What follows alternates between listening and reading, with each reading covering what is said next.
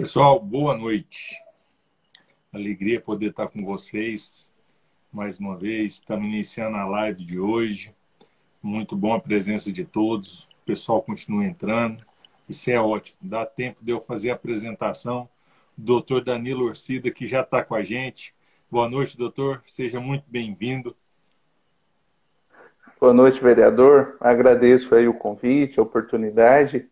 E confesso ao senhor que é a primeira live que eu faço no Instagram. Estou apoiando ainda para conhecer os mecanismos aqui da ferramenta, mas o senhor vai me perdoando aí qualquer erro, qualquer situação que Não, venha a ocorrer.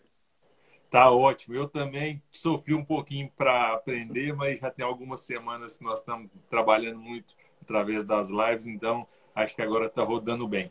Mas antes de passar de fato para o nosso bate-papo, doutor Danilo, eu queria fazer a apresentação do senhor para quem já está nos acompanhando, até que possam entrar mais pessoas. Doutor Danilo Orcida é advogado, cientista social, economista, mestre em relações internacionais e direito, além de escritor nas horas vagas. Porque haja atividade para fazer, né, doutor Danilo? É muita coisa. Parabéns. E isso Obrigado. mostra de fato a qualidade das informações que o senhor traz.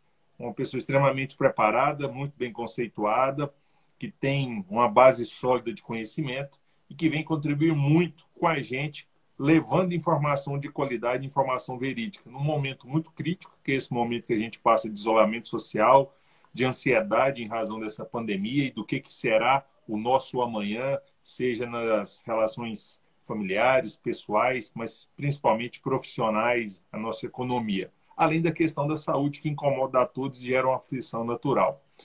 Diante de todo esse cenário de incertezas, doutor Danilo, o governo federal, depois de muito provocado, apresentou um projeto, se transformou em lei, houve uma alteração legislativa, modificando o valor do auxílio emergencial, que a princípio eram de R$ 200, até chegando a R$ 600, e em alguns casos pode chegar até R$ 1.200.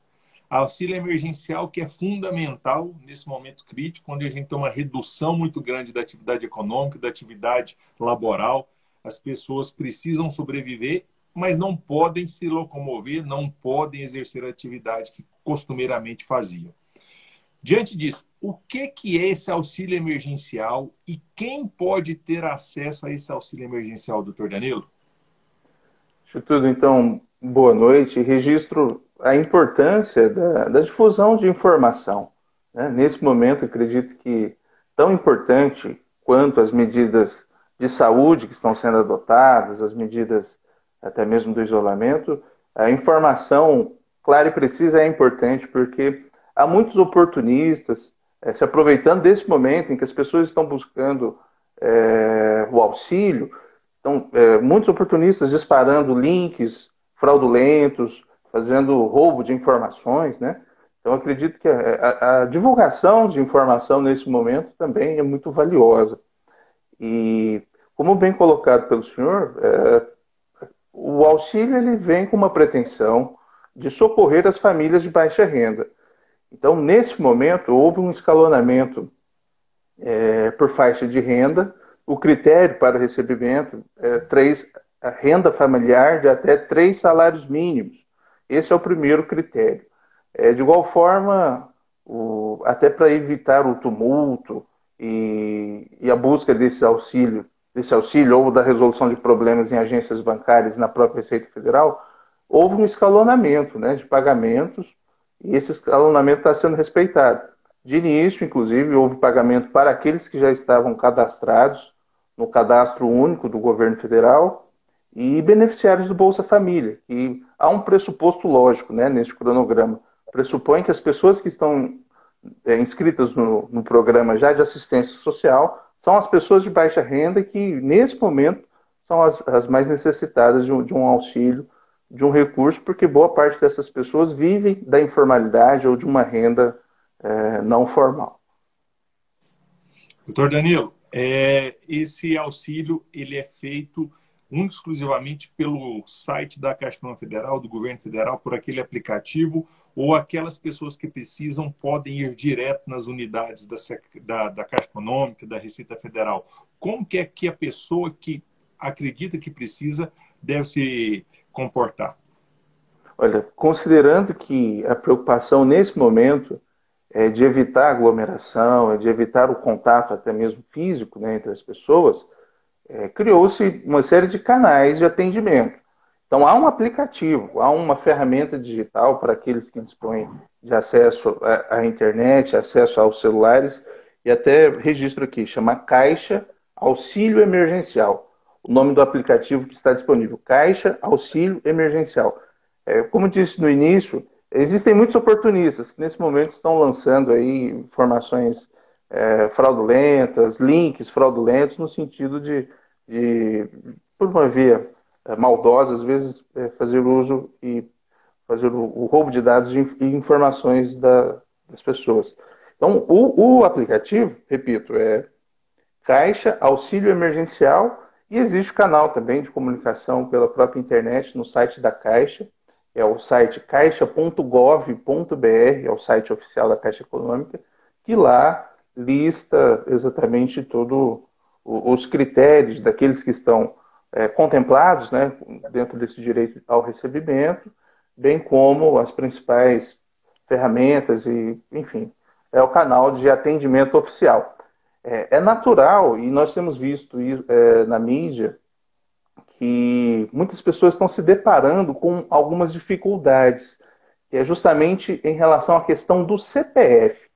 Muitos estão buscando o aplicativo, fazendo lá o cadastro e encontrando alguns entraves, em especial em relação à irregularidade do CPF.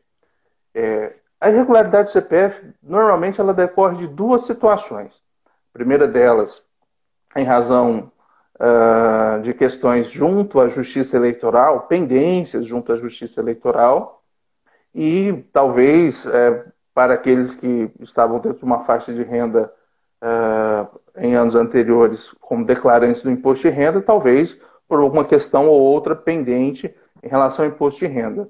Mas, enfim, é importante destacar que em relação às pendências das pessoas que estão com pendências na Justiça Eleitoral, a Caixa, o governo federal já anunciou também que essas pendências serão relevadas neste momento e que será, de fato, regularizado o CPF das pessoas que estão com pendências junto à Justiça Eleitoral, que é um dos entraves que resulta até mesmo no impedimento do avanço do cadastro, do avanço no recebimento desse benefício.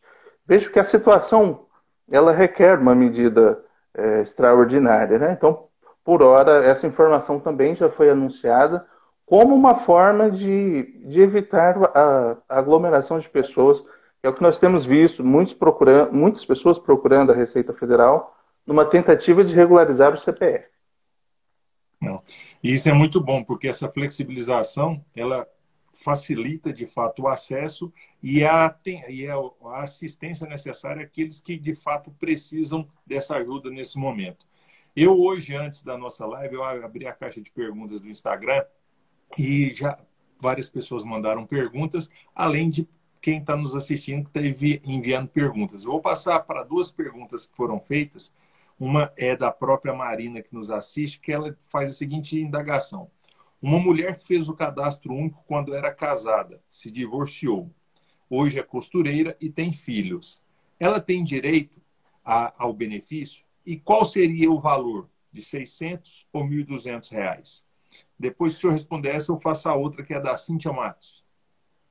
Olha, considerando as unidades familiares em que são conduzidas aí por mulheres, o benefício está sendo, cuja chefe de família é a própria mulher, né? Na ocasião, como ela já está cadastrada no cadastro único, provavelmente o benefício dela será de R$1.200. É importante até verificar com mais detalhes as condições, mas casos em que a chefe de família figura uma mulher, o benefício será dobrado, né? O governo tem dobrado o benefício. Tá.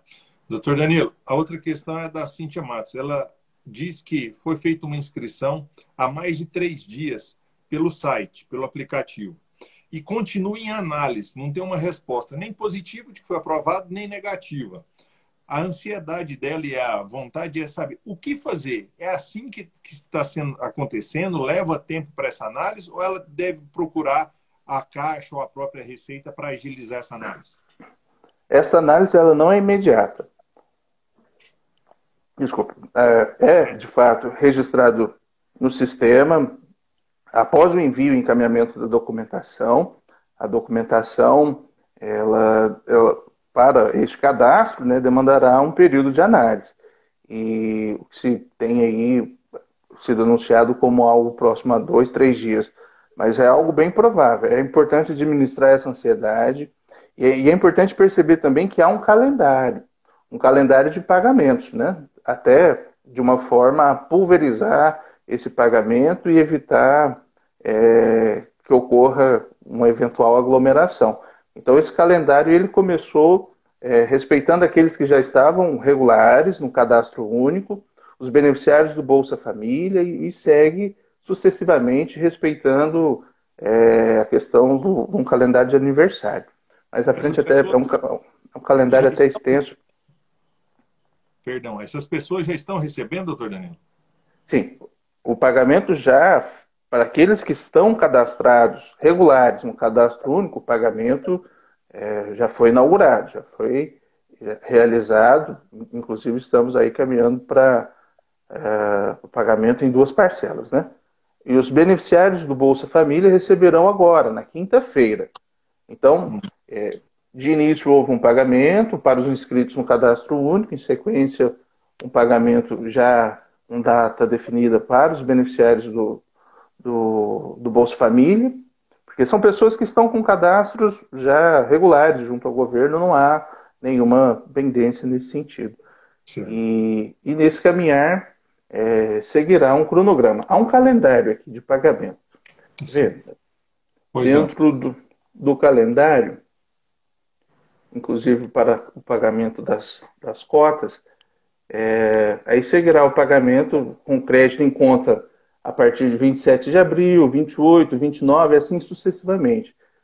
Em 27 de abril, será realizado para aqueles nascidos no mês de janeiro, fevereiro e março, e aí seguirá respeitando o critério do aniversário, né, desse solicitante. No dia 28 de abril, para aqueles que nasceram em abril, maio e junho. 29 de abril, para os nascidos em julho, agosto e setembro. 30 de abril, para os nascidos em outubro, novembro e dezembro. Então, esse pagamento não será feito em parcela única para todos.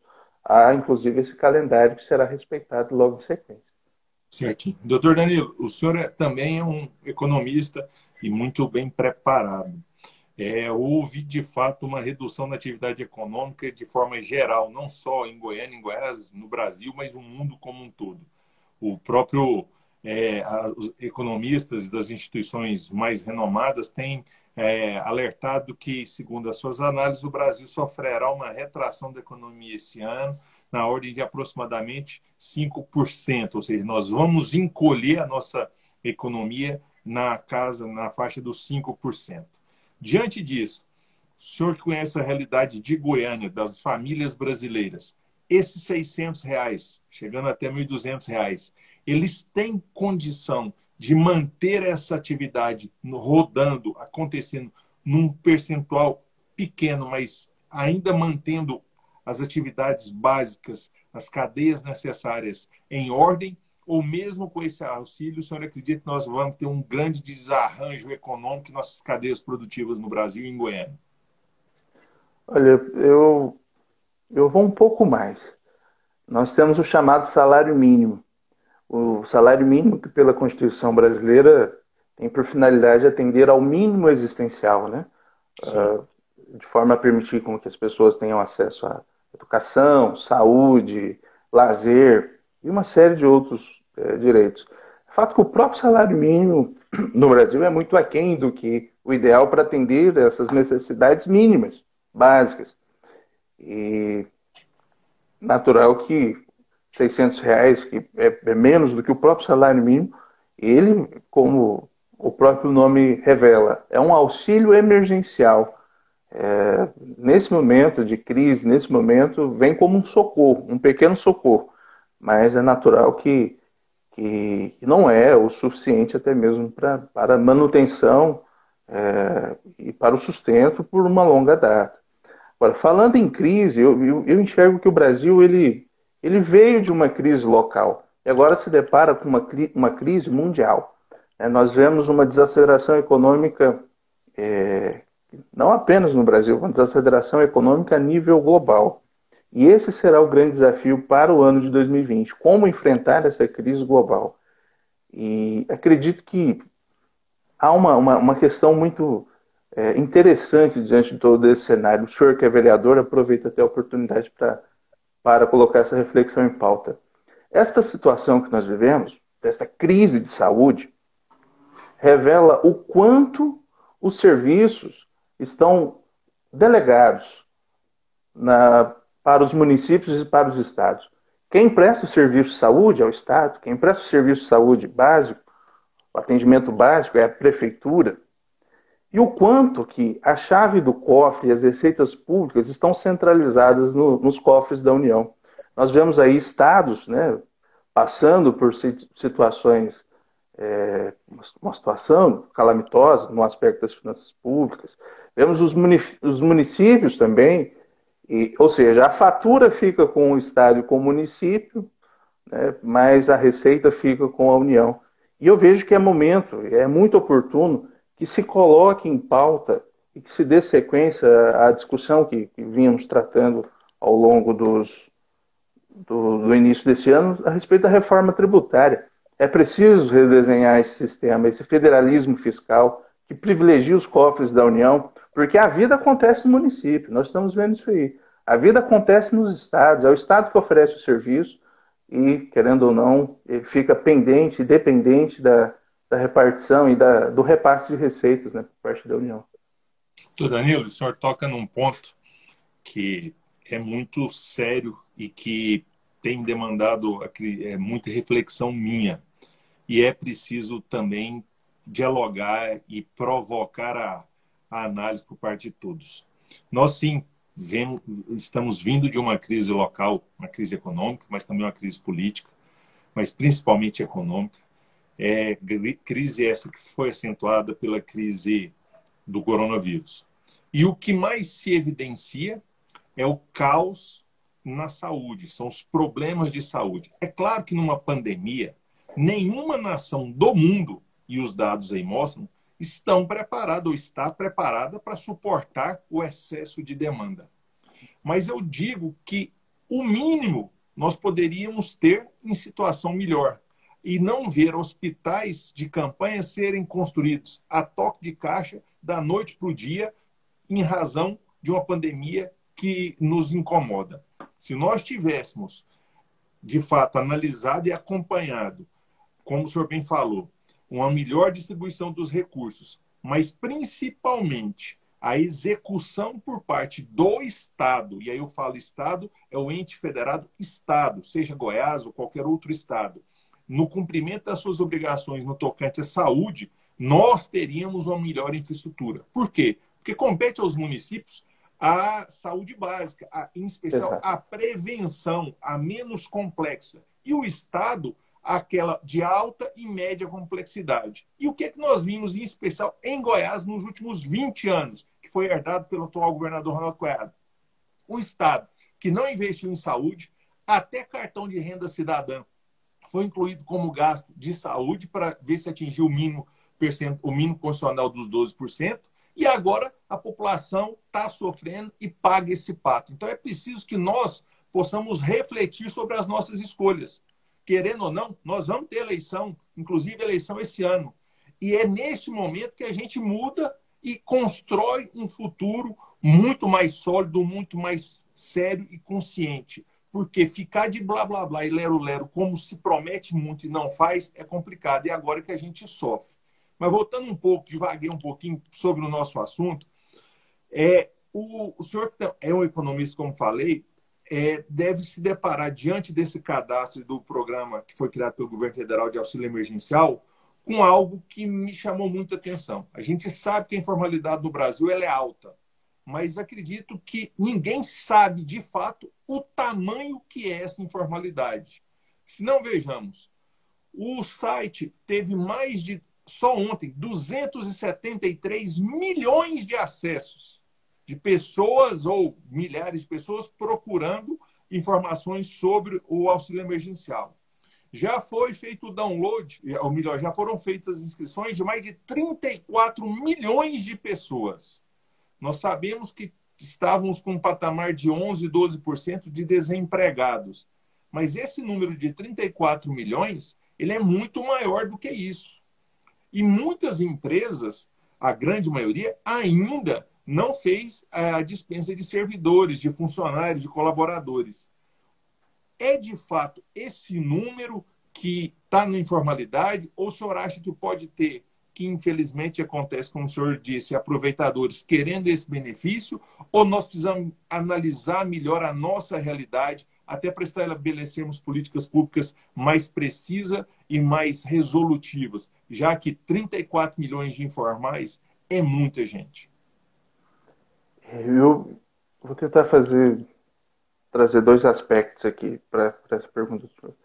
O primeiro, fazendo uma reflexão mais macroeconômica da situação, é dizer que a economia nada mais é do que a interação de três agentes: governo, famílias, aí veja pessoas físicas, né? E as empresas. Neste momento de crise, as empresas se veem numa condição de fechamento por conta das medidas de isolamento, e como uma medida de contenção de custos, uma das primeiras questões que se coloca em pauta é demissão. Então temos um iminente risco de desemprego, ou seja, as empresas demitindo, isso atinge diretamente as famílias, né? E aí é um ciclo. Família sem renda não consome, o empresário sem consumo não produz, caímos num ciclo de uma recessão.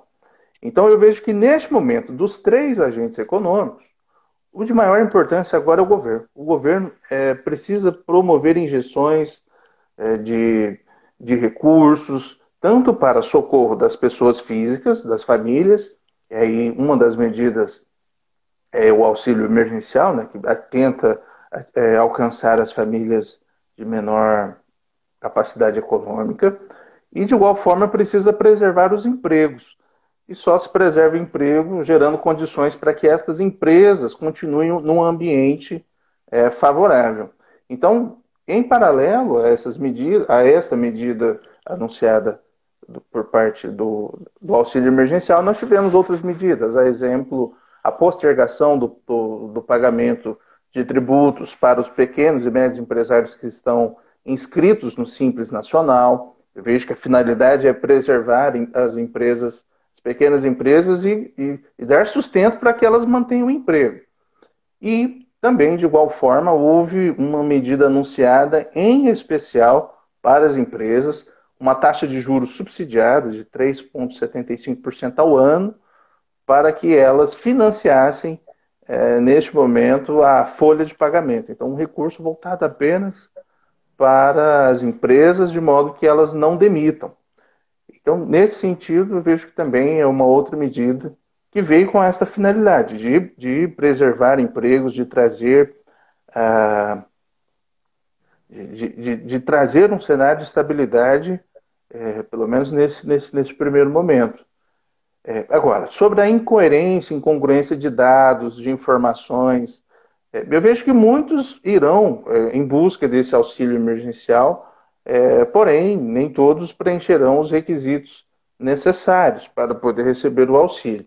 Então, por isso que, de fato, nesse momento até é importante o repasse de uma informação para que as pessoas consigam, aqueles que necessitem, né, consigam, de fato, esse acesso. E eu vejo que desse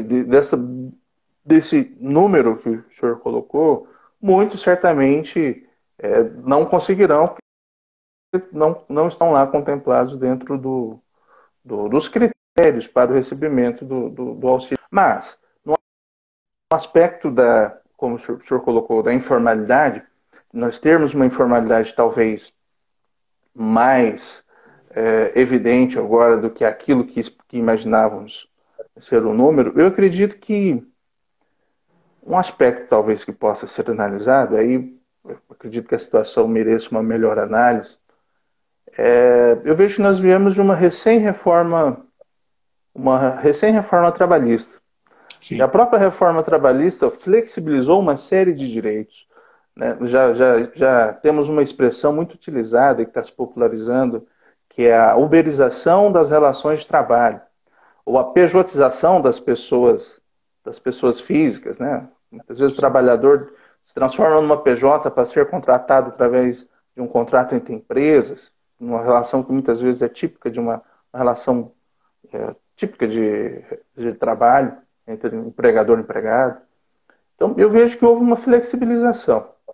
E essa flexibilização talvez tenha suavizado ou retirado muitos contratos que eram até então formais e passaram a ser contratos com outras roupagens e até mesmo abrir espaço para uma certa informalidade.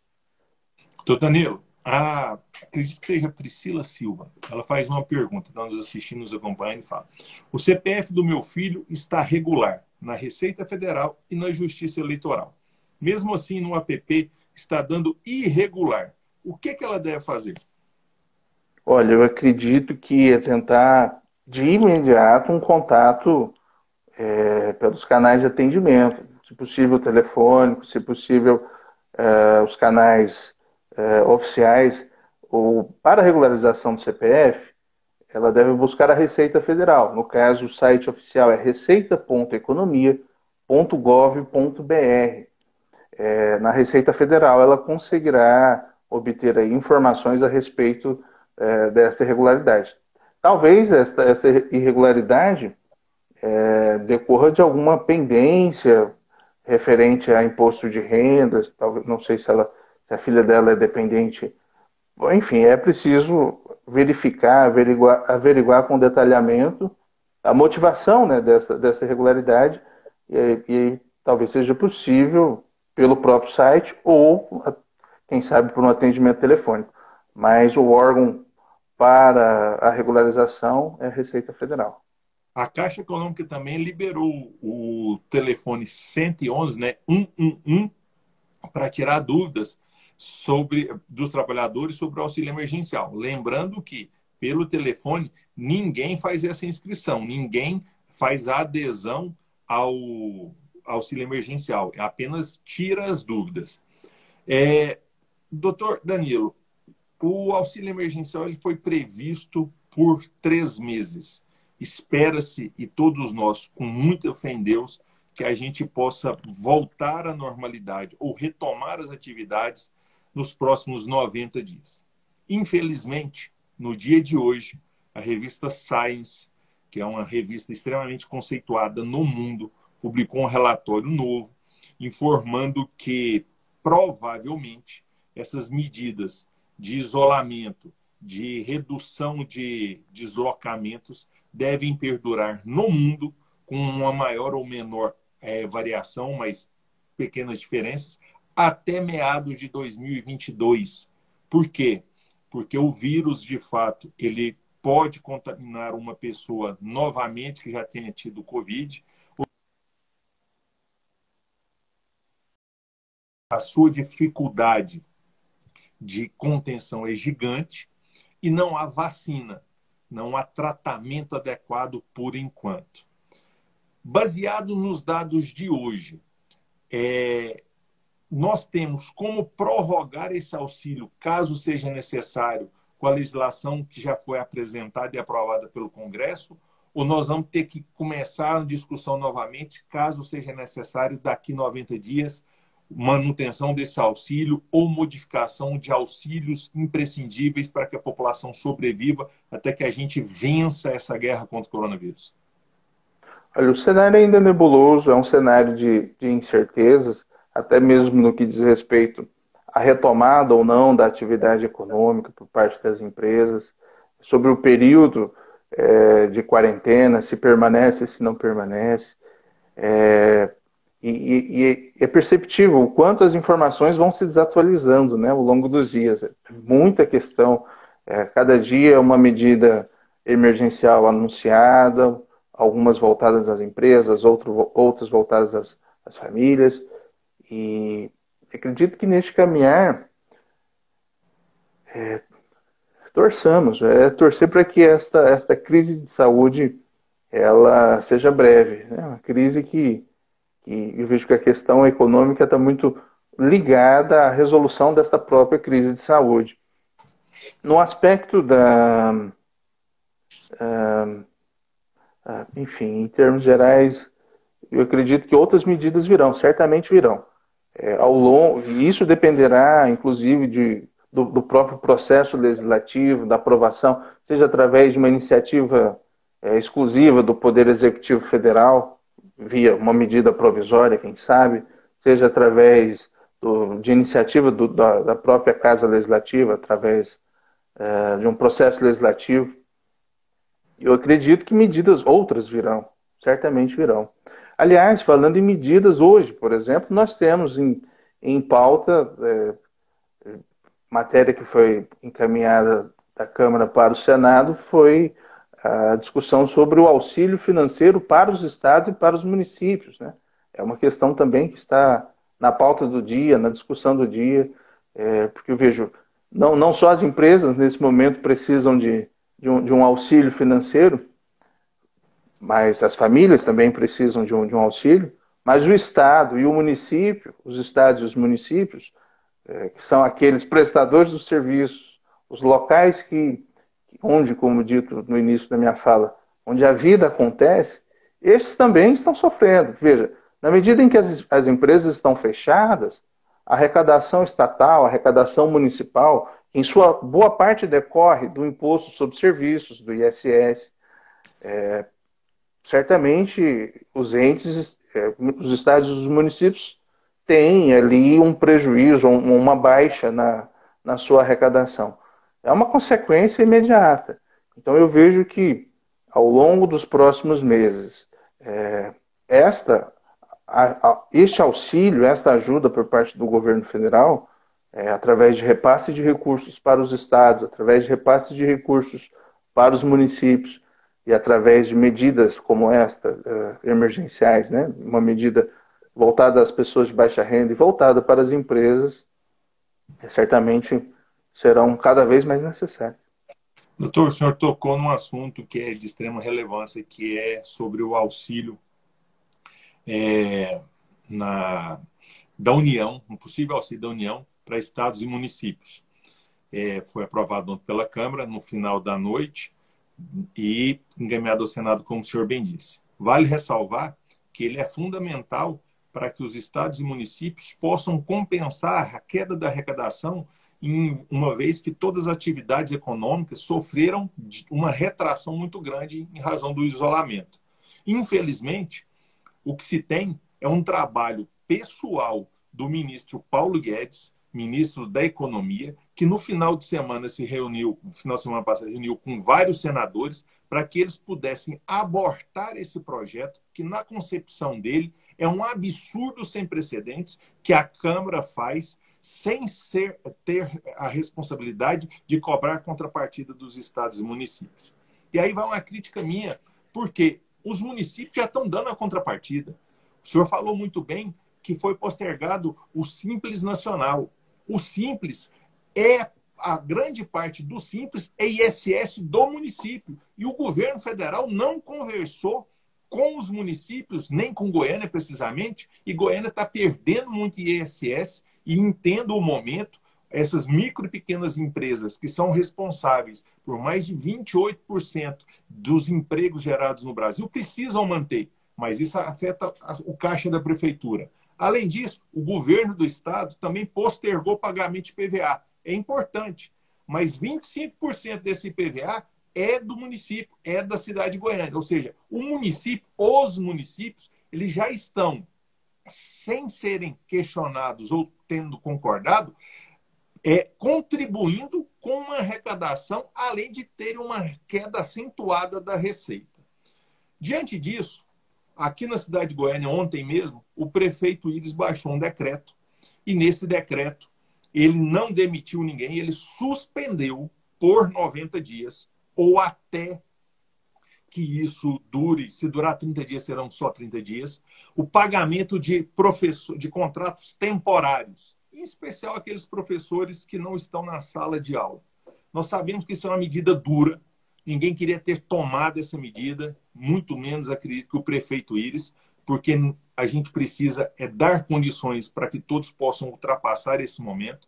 E a alegação da prefeitura é de que essa suspensão momentânea ela é fundamental para que mais de 55 mil servidores concursados, na sua maioria absoluta, recebam em dia os seus salários e, principalmente, para que os serviços básicos da prefeitura, em especial na área da saúde, que nesse momento de pandemia são essenciais, fundamentais, permaneçam com qualidade e atendendo a todos.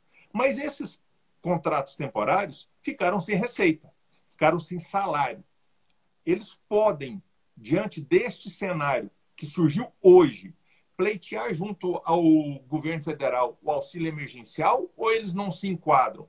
Pergunto isso porque tem muita gente que, diante de um problema, e é um problema, ao invés de buscar a solução e o caminho correto com serenidade e responsabilidade, prefere usar a rede social para criticar, mas sem mostrar o caminho. E vejo que a nossa responsabilidade, até porque eu busco soluções, é apresentar o caminho, sabendo que a decisão ela foi dura, mas indispensável para que a prefeitura possa, diante do cenário atual, sobreviver. Olha, o critério de análise será a renda familiar, né?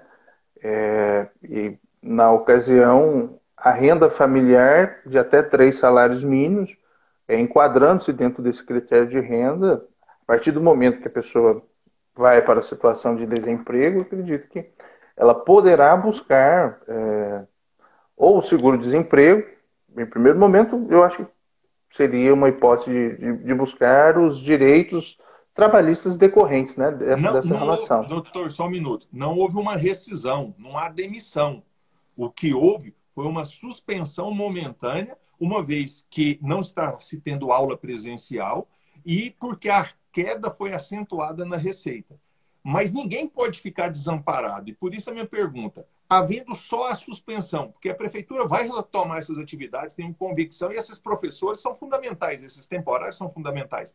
Mas durante essa suspensão, essa figura jurídica da suspensão de contrato temporário, permite essa adesão? Existe algum critério legal ou como o senhor tem muito bem falado, é basicamente pela renda familiar ou renda pessoal? Vejo que essa análise ela deverá ser feita caso a caso, até porque um dos critérios do deferimento e do auxílio é o critério renda familiar, né? Então, cada caso comportará uma análise em específico. Aproveito para deixar também em destaque que o recebimento do seguro-desemprego é um fator de impedimento para o recebimento desse benefício. Então, se a pessoa, numa relação de trabalho, está recebendo uma relação de rompimento, né, dessa relação trabalhista, ela passa a receber o seguro-desemprego, ela estará afastada da condição de beneficiária do cadastro único. Mas é uma questão que merece uma análise mais detalhada, vereador. Eu confesso que me coloco até à disposição para aqueles que queiram depois uma análise mais detalhada para prestar as respectivas informações sobre a situação. E eu, inclusive, eu quero antecipar aqui, doutor Danilo, porque amanhã nós teremos uma sessão virtual. Eu já formalizei, apresentarei amanhã um requerimento endereçado ao prefeito Íris Rezende para que ele acione de imediato a Secretaria de Assistência Social, a SEMAS, para que ela faça o cadastramento e designe assistente social para visitar todos esses que tiveram um contrato temporário suspenso, para verem aqueles que efetivamente precisam de uma assistência prioritária do município. Além disso, que a SEMAS disponibilize cursos à distância pela internet para que esses que estão com contrato suspenso possam se qualificar, possam buscar uma melhor recolocação no mercado, caso optem por isso. E por último, que o IMAS, que é o Instituto Municipal de Assistência Social, mantenha o contrato desses temporários ativo, porque é um plano de saúde e, nesse momento, é fundamental que, caso precisem, tenham, além da opção do SUS, que é para todos, esse plano de saúde que pode socorrer em caso de uma necessidade de saúde. Tudo isso para que nós possamos, toda a sociedade, suportar as dificuldades promovidas por essa pandemia e vencê-la, saindo melhores, mais solidários e, acima de tudo, mais conscientes das nossas responsabilidades e das nossas ações para com todos. Eu queria, para fechar a nossa live, que está maravilhosa, mas tem um limite na internet e a gente de vez em quando cai, então hoje, para não ter esse problema e reiniciar, eu queria que o senhor desse uma orientação, fugindo um pouco sobre o auxílio emergencial, mas como economista, para todas as famílias, não só aquelas que precisam do auxílio emergencial, mas eu vejo que todo mundo hoje está revendo o orçamento, revendo as despesas, e aquilo que, às vezes, a pessoa está entendendo que não precisa ser cortado é necessário. Qual que é o planejamento que o senhor entende que é básico ou que é fundamental para que a gente possa vencer esse momento de dificuldade com qualidade? Eu acredito, falando diretamente para as famílias, né? Como eu disse, na economia temos os governos, temos as famílias e temos as empresas. Mas para as famílias, eu acredito que no momento se faz necessário muita prudência em assumir novos compromissos financeiros, em assumir financiamentos. Eu vejo que no atual cenário existe uma sensibilidade e um senso até mesmo de responsabilidade por parte dos bancos. Muitos bancos estão postergando o pagamento, né? Estão deixando de cobrar os encargos moratórios das dívidas bancárias. Estão, neste momento, inclusive, há o anúncio de algumas linhas de crédito com taxas de juros subsidiadas. E eu vejo que, nesse momento, quem sabe, seja um momento de prudência, claro. É hora de sentar e fazer conta, de verificar as suas contas. Existem diversas linhas de crédito que estão sendo anunciadas e aí comporta uma análise, porque não trocar uma dívida de curto prazo com uma taxa de juros maior por uma dívida de longo prazo, com uma taxa de juros menor, com prazo de carência mais dilatado. Então, talvez até mesmo essas linhas anunciadas podem ser uma oportunidade de socorro nesse momento. Em relação às empresas, é uma excelente estratégia para a preservação de fluxo de caixa, né? Temos aí uma série de linhas de crédito que já foram anunciadas a nível estadual, pela via do FCO, a nível federal também, recursos também que estão sendo anunciados pela própria Caixa e BNDES. Vejo que para as empresas é oportuno, quem sabe, preservar o seu caixa nesse momento e até lançar mão dessas linhas com taxa de juros subsidiada, porque seria, por que não, uma excelente oportunidade de, às vezes, trocar uma dívida de curto prazo com um encargo muito maior por uma dívida mais longa, uma dívida que permita preservar o seu caixa. Então, para as empresas e para as famílias, eu vejo que o momento agora é de parcimônia, mas acredito que essa crise passará. Eu gosto de ser positivo, né, em relação Temos que ser, temos que ao ser. e acredito que nós estamos enfrentando aí apenas uma situação sazonal e em breve, se Deus quiser, tudo volta à normalidade. Eu E tenho falando convicção. de economia, Pois só não. para arrematar, nós temos uma queda no início da nossa conversa. O senhor até colocou o cenário da desaceleração econômica, né, que nós Sim. estamos vivendo. Essa desaceleração é muito natural, decorrente até mesmo da situação global, da crise de saúde global. Mas assim que a situação voltar à sua normalidade, eu vejo que nós retomaremos aí o crescimento, as atividades retomando. Teremos uma recessão, mas num gráfico poderíamos dizer que é um V. É uma queda muito rápida, mas depois segue numa crescente. Então, é uma questão de tempos aí, de tempo para sairmos dessa situação. Que assim seja, doutor, que assim seja mesmo, com muita fé em Deus, pedindo as graças dele sobre todos nós para que a gente possa vencer. Mas antes de encerrar, o senhor tocou num assunto que me gerou curiosidade. Com relação a essa renegociação de contratos. Isso já estava acontecendo e o senhor me fez lembrar, em especial de contratos imobiliários. Tem Exato. muita gente que tem financiamento de casa própria, é o sonho de todo brasileiro desde quando nasce. Se é homem, primeiro é tão caro, depois cria a responsabilidade de ter a casa. E quase sempre todos nós temos financiamento. Como proceder? É ir direto na agência, é buscar a agência, é fazer essa análise de, às vezes, aumentar o prazo. Isso tem sido positivo mesmo ou não? Essas renegociações, ou, na verdade, tem muita, vamos dizer assim, tem muita casinha sendo feita aí como armação e, no final, você vai pagar uma conta muito maior. Os bancos têm sido generosos mesmo, doutor? Ó, falando em financiamento, aí voltamos à Caixa Econômica Federal. A Sim, Caixa sim. Econômica é a gestora de quase 80% algo próximo a isso, 80% dos contratos de financiamento imobiliário no Brasil. Porque a Caixa Econômica é a gestora do FGTS, então ela tem um recurso trilhardário, né, aos seus cuidados, e, por consequência, ela é um banco público que tem por finalidade até oferecer melhores condições. Portanto, nesse mercado do financiamento imobiliário, é uma das grandes gestoras aí dos contratos de financiamento imobiliário. E a Caixa, nesta semana, anunciou para contratos novos, aí veja, é uma situação que se aplica àqueles que pretendem fazer um financiamento, aqueles que estavam em processo de concretização de um financiamento imobiliário. Para esses contratos novos, foi estabelecido uma carência de 6 meses. Ou seja, para esses contratos de financiamento imobiliário, daqui 6 meses poderá esse consumidor, esse cidadão começar a pagar. Ou seja, houve um alongamento aí deste compromisso. Para contratos já vigentes, houve uma medida de suspensão por um período de 3 meses.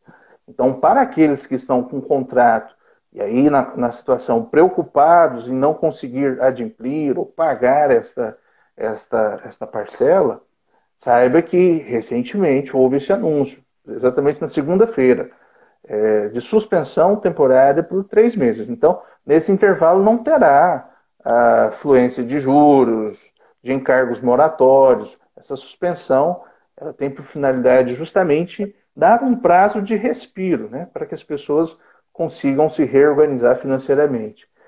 E para as construtoras, aí veja, é uma medida já voltada para as empresas, há regras também em um intervalo, salvo engano, é 180 dias, e houve a permissividade de antecipação de recebíveis, de antecipação de repasses para aquelas obras que são financiadas com o dinheiro do financiamento da Caixa. Houve uma permissão de antecipação, salvo engano, de 3 parcelas. Então, o que o banco está promovendo, né, o que a Caixa está promovendo, é uma tentativa de permitir que as construções não parem, que as construções continuem, de modo que a economia continue a girar, porque a construção civil é um dos grandes motores da economia brasileira. É uma forma de também suavizar o impacto para o setor imobiliário, para as construtoras, porque, por consequência, as construções permanecendo, isso resulta até mesmo na questão do desemprego, ou seja, se as empresas continuam operando, ela não vai demitir e, por consequência, permanece ou mantém-se as relações de trabalho. Eu vejo que foi uma medida recém-anunciada, importante até o fato de o senhor ter tocado como um assunto aqui em questão e, enfim, acredito que é importante compartilhar a informação. Não, ótimo, fundamental isso, porque o senhor traz novidades e com relação à construção civil, é como o senhor bem disse, é preciso que as atividades permaneçam. Por quê? Porque a economia necessita de se manter ativa.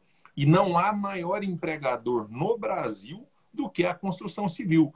Quando a economia está bem, a construção civil está bem, ela demanda mão de obra. Isso gera emprego, promove a circulação da riqueza, o comércio fica bem, as locações de imóveis também melhoram, compra e venda de imóveis, ou seja, movimenta toda uma cadeia, do fornecedor mais básico que faz o tijolo, àquele grande que vende o próprio imóvel.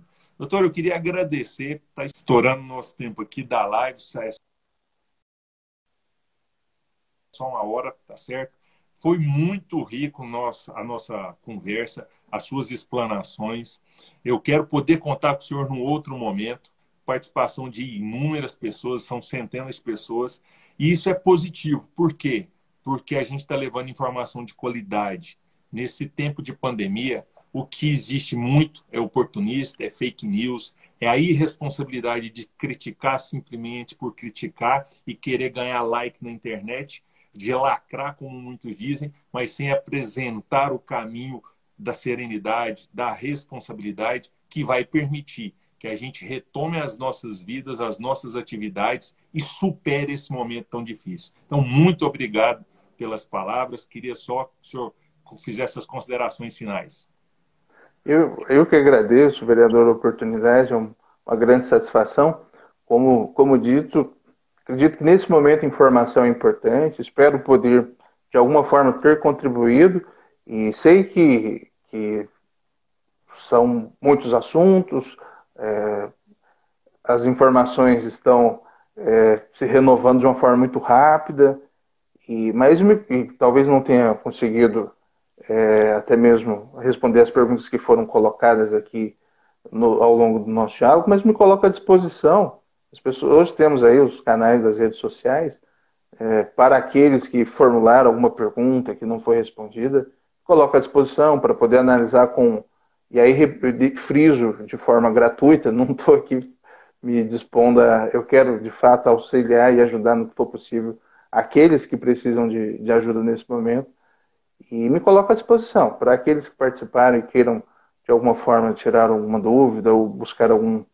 Talvez não consiga responder de imediato, mas me comprometo a poder ajudá-los no que for possível. Então, tá. E, por fim, agradeço a oportunidade e o convite. Tá. Tenho, inclusive, uma última pergunta aqui do Guilherme Maranhão. Infelizmente, não dá para responder por causa do tempo, mas eu queria que você deixasse Guilherme é um grande amigo, um conhecido, um grande amigo. Os contatos, não só para ele, mas para todos que queiram as suas orientações, os seus serviços, o senhor que é um profissional extremamente qualificado, como que te encontram? Rede social, telefone, se possível. Na rede social, no próprio Instagram, né, na qual conversamos, Danilo.Orcida, eu vou deixar meu telefone, vereador, 98205-1117. E aí deixo o contato para aqueles que queiram, de algum modo, buscar alguma informação, alguma ajuda, algum auxílio. Nesse momento, me coloco de uma forma voluntária. Minha intenção aqui com isso é de poder ajudar aqueles que precisam. Então, deixo o contato, caso... eu sei que o espaço é muito rápido, há um diálogo, né, que acaba se centralizando aqui. Muitas vezes algumas perguntas ficaram sem resposta. E me coloco à disposição. Doutor, muito obrigado. Agradeço a todos que participaram, tá certo? Que nos acompanharam. Nós tocamos sobre vários assuntos, inclusive sobre aquela questão dos contratos temporários suspensos por parte da Prefeitura, que não era o nosso foco principal, mas abordamos com muita